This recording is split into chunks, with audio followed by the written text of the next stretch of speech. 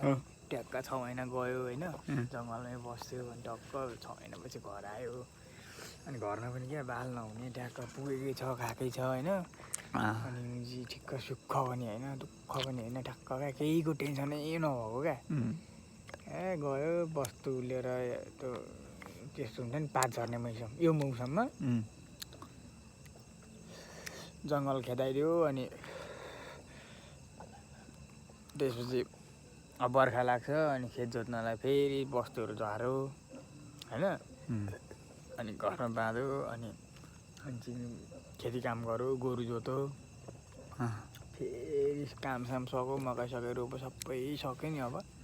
फेरि जङ्गल लाग्दियो 6 महिनापछि कस्तो खतरा हुन्थ्यो होला नि 6 महिना जङ्गल बस्यो बाहिरको टेन्सन छैन के हो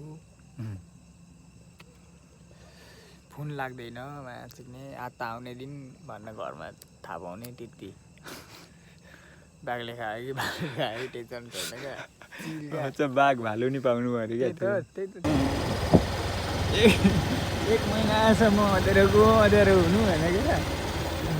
1 महिनासम्म उज्यालै नहुनु के कस्तो हुन्छ होला है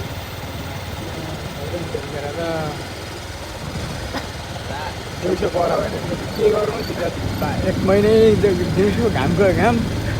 आफै सोच्न बिहोस नै छ होला नि यार दिन कसरी कटाउने के दिनै हुँदैन रातको रात हुन्छ अनि रातको रात भयो के खानु कतिखेर हग्नु मुख धुने टाइम पनि थाहा हुँदैन हामीलाई त बिहानै हुँदैन बेलुकाको भातै थाहा हुँदैन कुन बिहान कुन बेलुका बिहानै उठेर मुख धुम भने कतिखेर बिहान त्यो थाहा नै हुँदैन के हुन्छ होला बिहानै हुँदैन अनि कसरी मुख धुनु 1 महिनापछि मुख धुदिनँ क्या 1